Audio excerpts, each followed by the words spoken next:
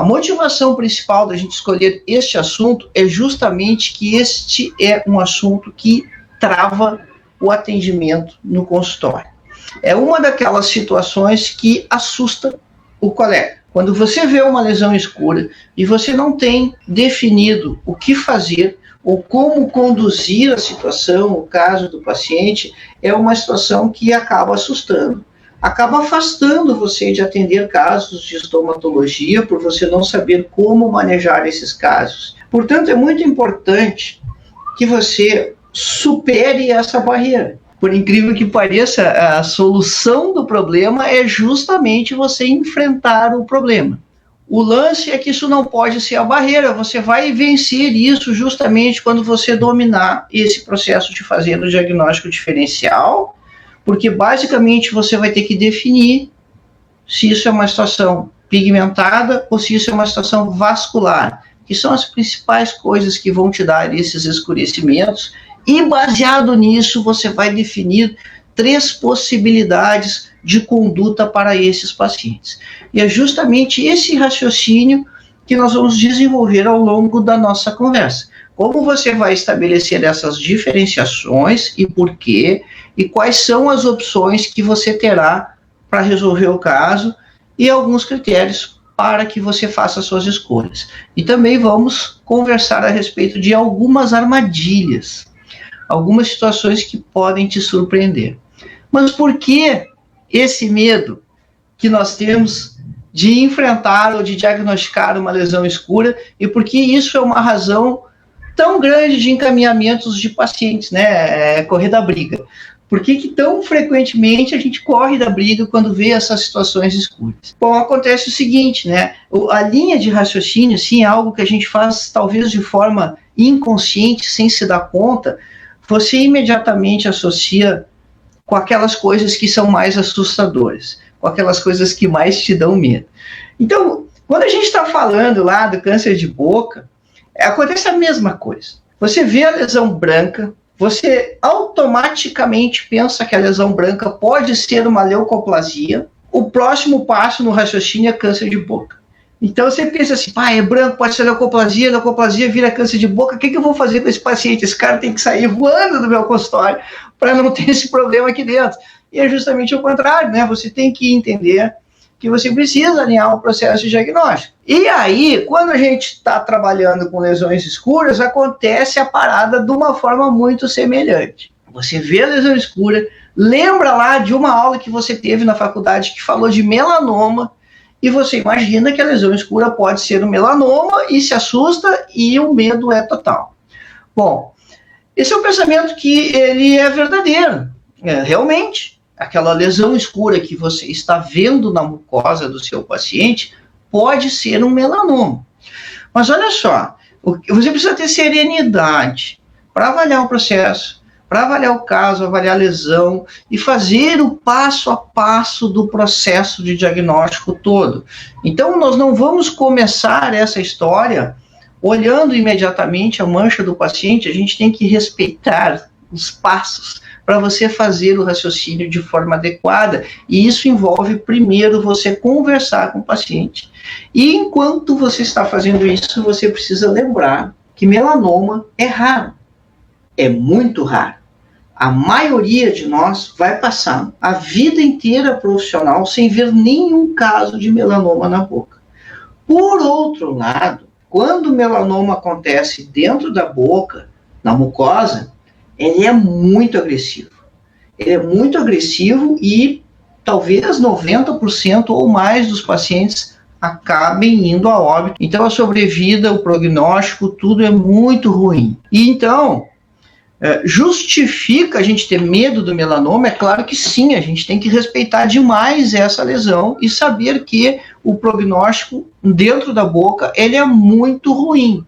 Há muito poucos casos de sucesso no tratamento do melanoma intrabucal. Mas também a gente tem que lembrar que ele é extremamente raro. E se você respeitar o processo de diagnóstico, você vai conseguir conduzir os seus casos com tranquilidade, fazendo os diagnósticos diferenciais que têm que ser feitos e principalmente conseguindo estabelecer conduta, tratamento. Às vezes esse tratamento é acompanhamento, às vezes é cirúrgico, às vezes é medicação, mas enfim, Você mantém o paciente com você e esse é o objetivo principal, você saber resolver os casos que estão na sua cadeira, você saber resolver os casos que estão no seu consultório, seja lá qual for a especialidade que você desenvolva, mas você fazer isso com segurança. Qual é a pergunta fundamental que você tem que fazer para o paciente quando você vê uma lesão escura? E aí tanto faz se foi o paciente que fez a queixa para você daquela lesão que ele está vendo na mucosa ou se aquela lesão foi um achado no seu exame físico, porque podem acontecer essas duas situações. E já vamos começar a olhar as imagens, então. Então, num caso como esse, onde você vê a manchinha escura ali, o paciente precisa enxergar aquilo que nós estamos enxergando.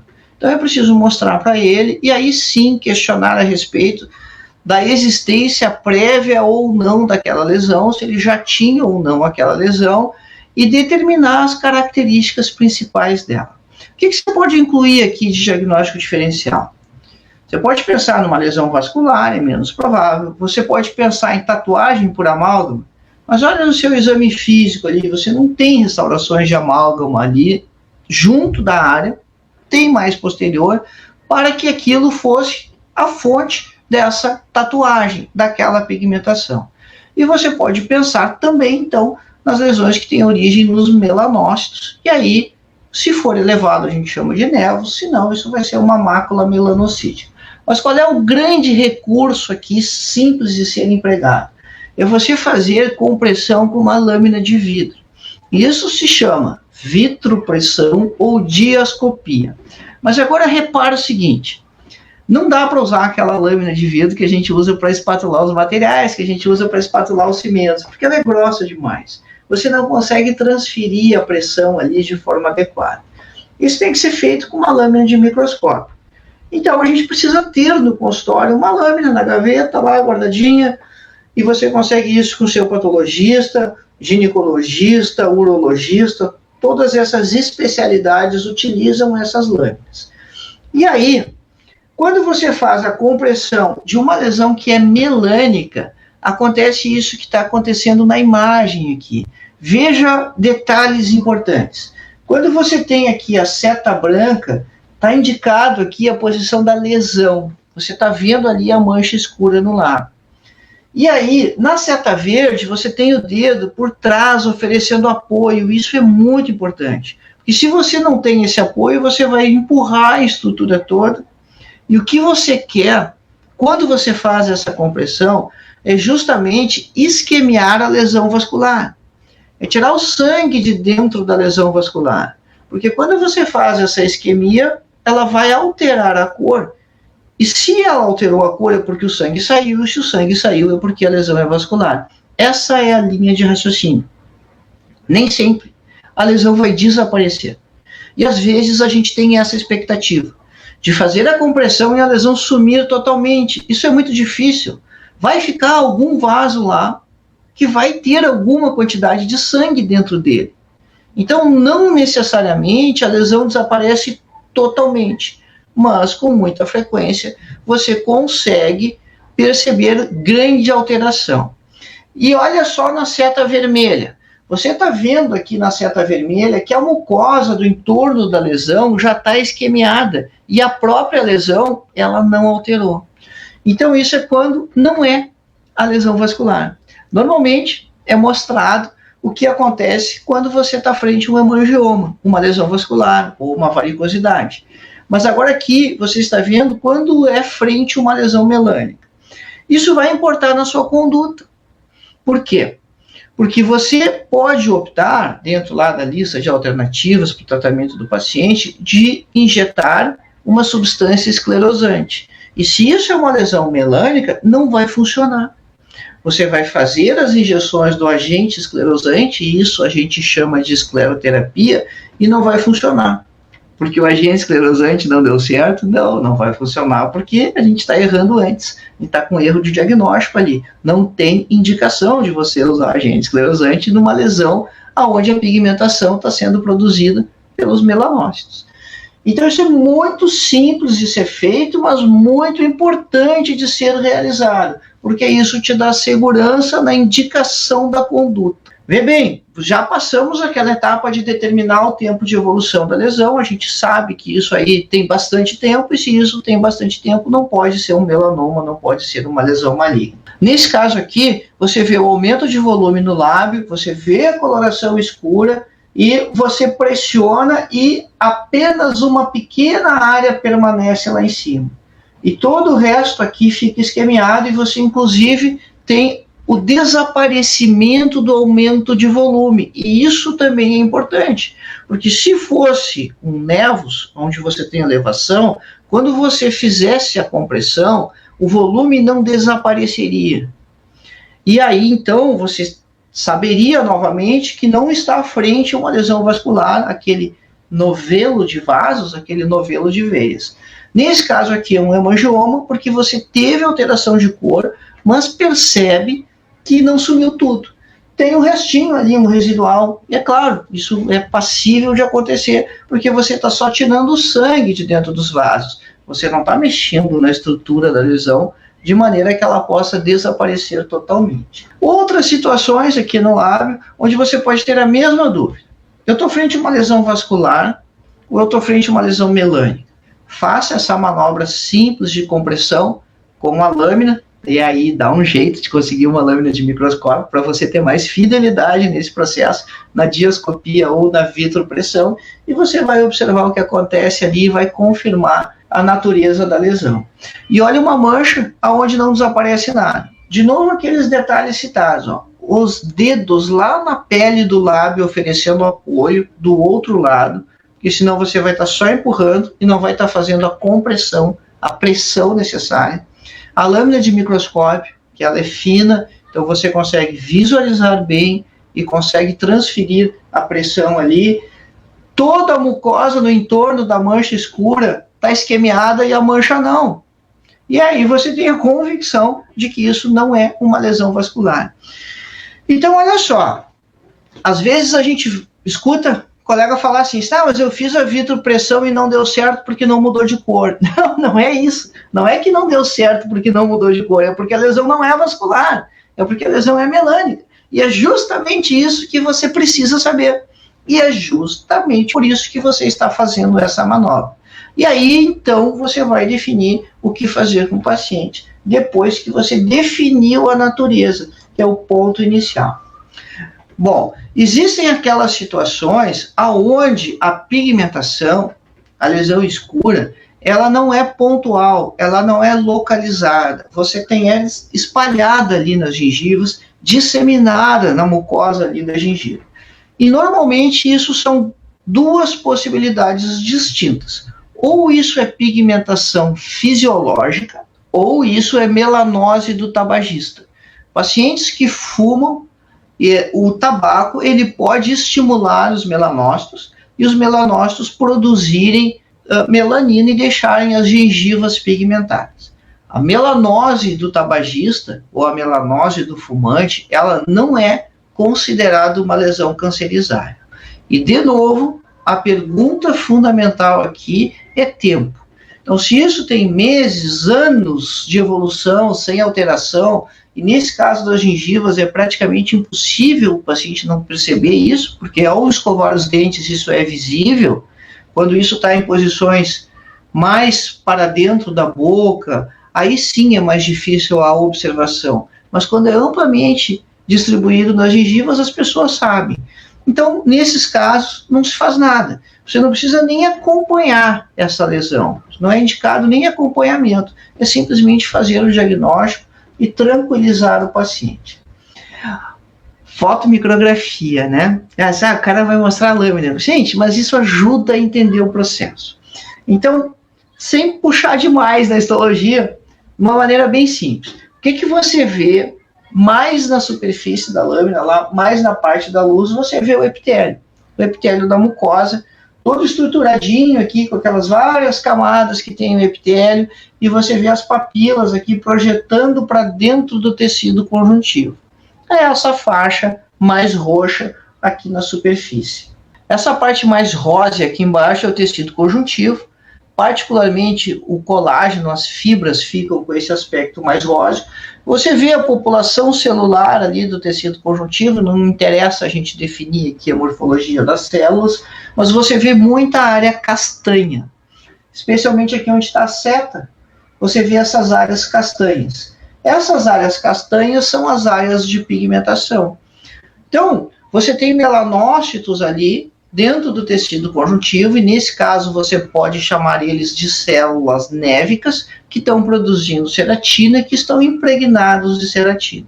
É claro que o patologista tem uma classificação histológica, né? Se o NELS é intradérmico, juncional, misto. Gente, isso não tem relevância do ponto de vista clínico aqui para a solução do caso. O importante é a gente lembrar que o melanócito ele é uma célula que costuma estar localizada no epitélio. E aqui você tem eles dentro do tecido conjuntivo produzindo muita melanina, e por isso que você vai ter a manifestação clínica, por isso que você vai ver a lesão na mucosa do paciente. Bem diferente se fosse uma lesão vascular, que aí você veria ali muitos capilares, alguns de grande volume, esses capilares todos entremeados como fosse um novelo, e aí então seria um hemangioma. Se fosse um melanoma, todo esse conjuntivo estaria tomado por essas células escurecidas em grande quantidade e com intensa pigmentação. Mas isso é um detalhe da diferenciação microscópica, e quem vai fazer essa diferenciação microscópica é o patologista. Mas a gente lembrar dessa imagem ajuda muito quando a gente está fazendo as nossas investigações. Uma outra situação, então, e que às vezes é difícil você diagnosticar, é justamente quando você tem a tatuagem por amálgama. Porque só tem uma maneira de você confirmar isso aqui. Se é realmente uma tatuagem por amálgama ou se é um NELS. Na verdade, tem duas.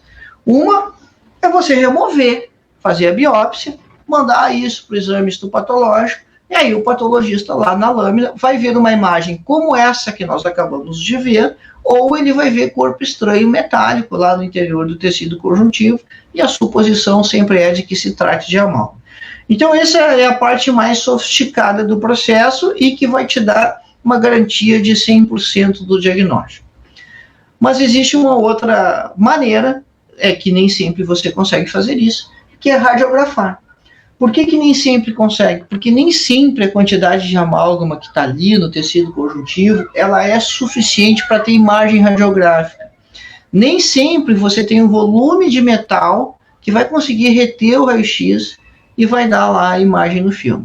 Quando isso acontece, como nesse caso aqui, que você vê alguns pontos e percebe a diferença de volume, como a mancha na mucosa, ela é muito maior do que aqueles pontos radiopacos que estão presentes na radiografia. Mas já basta. A gente não precisa ter toda aquela área lá, né? Você não vai conseguir essa imagem na radiografia. Mas aí você confirma que realmente é tatuagem por amálgama. Provavelmente, durante a exodontia do dente que tinha aqui, do premolar, esse amálgama fraturou e acabou ficando na mucosa, dentro do alvéolo, e durante o processo de cicatrização acabou pigmentando a mucosa. Então, é claro que para você ter tatuagem, você tem que ter a história. É também muito frequente o paciente não saber, não lembrar de como foi a extração, enfim. Mas aí a gente investiga, mas sabendo que 100% o padrão ouro para esse diagnóstico aí, então aí seria a remoção e o exame histopatológico. Mas se você confirma que isso aqui é uma tatuagem, não tem indicação cirúrgica de remover a lesão. Exceto se ela for antiestética, né? Se o paciente não gosta da aparência, mas em muitas posições o paciente nem vê que a lesão está lá presente. Agora, olha só, interessante. O paciente vem para reabilitar. Aí você identifica o primeiro problema, que é a estomatite protética aqui. Então, essa irritação aqui na mucosa é o primeiro ponto, tratar a estomatite protética. Aí vem o segundo problema, né? E olha só como todo paciente pode ser realmente um paciente de estômago, e como às vezes os pacientes que têm necessidades têm mais que uma necessidade. Então, que é uma indicação para fazer implantes nesse paciente, a estomatite protética é essa indicação. Mas tem uma outra situação que é a mácula aqui, escurecida no palato. O paciente não sabe a história dela. Como você vai combinar isso? Quais são as possibilidades aqui? Você pode determinar fazer o acompanhamento clínico e ver se aquilo vai mudar e você vai acompanhar por alguns meses, 1 ano, 2 anos, e se não tiver avaliação, você não precisa optar pela remoção. Mas também você pode considerar que isso tem que ser discutido com o paciente, né? Essa decisão ela tem que ser em conjunto, de você fazer a remoção e resolver definitivamente a situação, e é isso que está sendo feito aqui. E veja como é um procedimento simples. Você vai fazer um botãozinho anestésico aqui, vai contornar, e aí aqui está sendo dado um piquezinho com a tesoura ali por baixo, só para terminar de soltar a mucosa, e você vai sair com aquele pequeno fragmento ali envolvendo toda a lesão, né, onde você fez uma incisão circular aqui. Então você pode aí dar um pontinho ou utilizar o eletrobisturi para cauterizar ali, aí você não precisa fazer sutura caso você tenha o aparelho disponível. E aí, com o resultado depois de mácula melanocítica, o caso está definitivamente resolvido. Qual é a diferença da mácula e do nevus? No nevus você tem aumento de volume, você tem uma lesão com crescimento, uma lesão nodular, como nesse caso aqui que está acontecendo na gengiva. E olha só, você tem em cima ali pigmentação fisiológica, que essa é uma situação aqui, na porção mais superior, e aqui junto da papila você tem o nevus acontecendo aqui, que é esse nódulo aqui. Então é claro que o paciente percebe, isso tem um desconforto estético, né? Isso incomoda, a aparência incomoda o paciente, não que isso tenha algum sintoma, mas é a aparência que incomoda o paciente. E o tratamento, nesse caso aqui, vai ser a remoção cirúrgica, e aí vai confirmar o diagnóstico. Gente, detalhe, sim, fundamental, que a gente sempre deve repetir. Por mais óbvio que seja o diagnóstico clínico, por mais confiança que você tenha nesse diagnóstico clínico, o exame histopatológico não pode abrir mão. Isso precisa ser feito. Então, se você optar por fazer a remoção, organiza isso, né? Tem o frasquinho de formol lá no consultório, já sabe qual é o laboratório que você vai mandar, faz a ficha de biópsia direitinho e manda o material para você ter segurança e não ser surpreendido.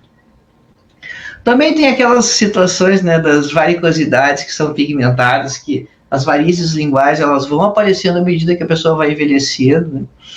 E às vezes os pacientes dizem assim, mas eu não tinha isso antes. Eu digo, mas também já não tem mais 15 anos, né? Então se você diz isso para uma senhorinha, ela sempre acha engraçado e ri, né? Mas já não tem mais 15 anos, as coisas vão aparecendo com o passar do tempo. Então as varicosidades, elas não exigem tratamento, porque são veias ali no ventre da língua, basta você fazer o exame físico para confirmar esse diagnóstico, e são lesões vasculares que não exigem nenhum tipo de conduta.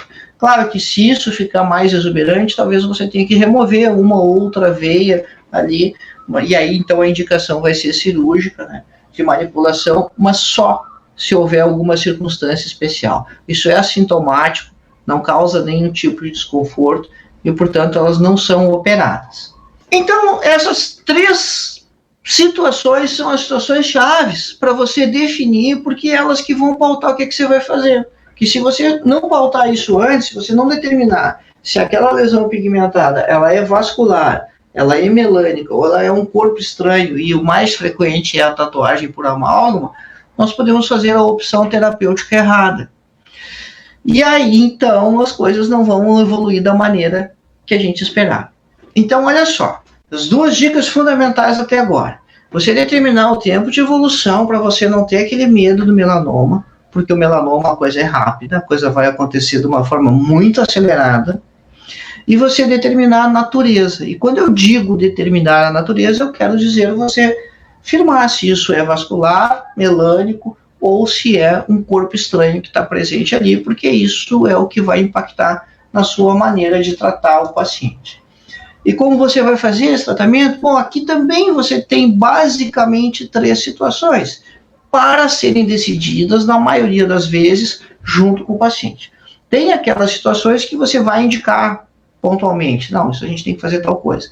Mas em muitos casos você vai poder oferecer as 3 possibilidades e conversar com o paciente, que é remover a lesão, se for o caso, se estiver indicado, fazer o acompanhamento, ver se isso vai mudar de comportamento ao longo do tempo, e se mudar de comportamento, aí você vai ter que remover, aí já não é mais opção. Se a lesão estiver crescendo, estiver em evolução, você não sabe onde isso vai parar, e aí talvez a natureza seja ruim e por isso você tem que remover, se você escolheu acompanhar e a lesão está mudando de comportamento. É para isso que a gente acompanha, para perceber alterações no comportamento e aí indicar a remoção.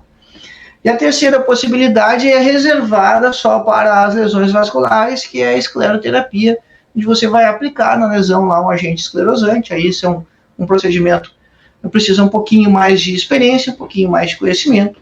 Quem é aluno do curso Curar e Transforma, Descomplicando a Estomatologia, tem uma aula lá bem detalhada de escleroterapia. Eu mostro passo a passo de como fazer, as possíveis intercorrências, os cuidados. É simples de ser feito, mas você precisa saber como executar.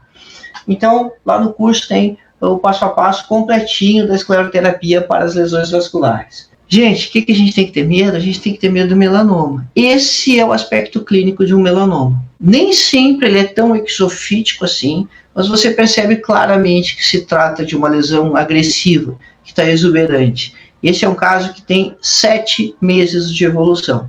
Então, o melanoma, ele fica com esse volume, com esse tamanho, em apenas 7 meses. E é claro que lá no início, há 3, 4 meses atrás, e certamente essa lesão já era bem visível, já era bem perceptível. Por isso que essa questão do tempo, ela é tão importante na sua avaliação do paciente, lá na sua anamnese, para você ter tranquilidade nas lesões pigmentadas, nas lesões escurecidas no consultório. Bom, como é que você vai suspeitar? Claro, porque você pode pegar um caso que não está grande assim, né? Quando está grande assim, o diagnóstico é mais fácil de ser feito, porque é evidente, é exuberante, mas se você está vendo a lesão lá no início, bom, aí tem alguns critérios que são importantes para você não ser surpreendido, né? Para você não cair em armadilhas. E o que é isso? Cara, são 4 coisas, né? Botossacre. O que é o botossacre? Você vai ver a lesão e você vai conversar com o paciente da sua lesão escurecida e você vai determinar algumas coisas que são importantes. A primeira lá do botossacre são as bordas. Se as bordas são irregulares, se aquele contorno não é homogêneo, você tem que estar atento. Isso é um sinal ruim, né? Como se a lesão pigmentada parecesse uma ilha, né? Tem uma pontinha para lá, uma pontinha para cá, uma pontinha mais para cima, uma pontinha mais para baixo. Então, atenção. Por quê? Porque se a borda é irregular, isso pode ser um sinal de infiltração. Segundo ponto importante, você ter tons diferentes de cor. Tem uma parte que o marrom é bem forte, outra parte que é meio acastanhado, tudo ali na mesma mancha. Então não tem uma coloração homogênea. Isso também pode ser sinal de que em alguma parte você tem uma atividade mitótica maior e isso pode significar um tumor. Então presta atenção nisso, né? No aspecto de coloração da lesão, se ela não for homogênea.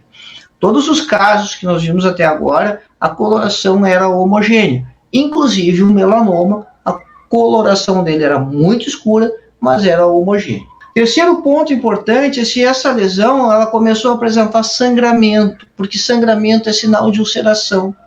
E, eventualmente, o tumor pode crescer em direção à superfície e acabar ulcerando a mucosa. Então, muita atenção com esse ponto, porque isso também pode significar infiltração e crescimento tumoral. E um ponto que às vezes a gente não consegue saber, porque isso depende da informação do paciente, é o crescimento. Então, se aquilo está mudando de tamanho. Se o paciente gabaritar, né, fizer as 4 questões ali do botossacre, a lesão está apresentando tudo isso, essa é uma indicação premente de biópsia, para você ter certeza do que você está tratando. Se você vai na literatura, aparecer lá, em livros mais antigos e tal, uma situação clássica, assim, que lesões pigmentadas são contraindicadas fazer biópsia. Cara, não tem jeito, você não pode tratar sem ter diagnóstico, você precisa fazer a biópsia para ter o diagnóstico e só depois o paciente ser tratado. Então não considera isso. Você não deve biopsiar hemangiomas grandes, fazer biópsias parciais por causa da hemorragia. Mas se você suspeita de melanoma, determinou que a natureza da lesão não é vascular, precisa ter o diagnóstico histopatológico para fazer o tratamento, senão o paciente não vai ser tratado. Então você pode ter um caso clínico como esse aqui, onde você tem as bordas irregulares, então o contorno da lesão lembra uma ilha, aquilo não está homogêneo direitinho. Você tem a diferença de tons de cores aqui, você tem uma área mais escurecida e uma área que está mais castanha, e aí um ponto aqui que está mais escurecido e outro ponto aqui mais escurecido. A gente tem que olhar com carinho, né, com cuidado a lesão, observar bem as nuances, observar bem os detalhes ali no exame físico. O tempo o paciente não sabe, então não sabe se está crescendo, porque isso está embaixo de uma dentadura, e isso preocupa. Claro que ele não vai lembrar se tinha isso antes ou não, ele viu agora e por isso ele veio consultar. E outro ponto é que não tem, é o sangramento, né, está íntegro ali na superfície. Mas olha só, a gente tinha 4 circunstâncias ali, né, 4 critérios do Botosac para avaliar essas lesões pigmentadas para suspeitar de malignidade. 4 critérios para suspeitar que era melanoma. Nesse paciente você tem 2, um não e o outro você não sabe. Para mim, é o caso que me preocupa. Esse é o caso que me estressa, porque a gente não sabe se não é o melanoma inicial. Porque quando o caso está grande, a gente viu que não tem maiores dificuldades. Então, quando você tem uma parte, ou 2 ou 3 desses critérios aí, avalie com muito cuidado, com muito carinho, e não tenha receio de indicar biópsia. Então, imediatamente nós indicamos biópsia aqui, a gente sabe que o melanoma intrabucal tem um prognóstico muito ruim, e para felicidade, era uma mácula melanocítica. Não é um melanoma, apesar de que eu tivesse a convicção no exame físico de que sim, era um melanoma inicial. E não era, era uma mácula melanocítica. Que bom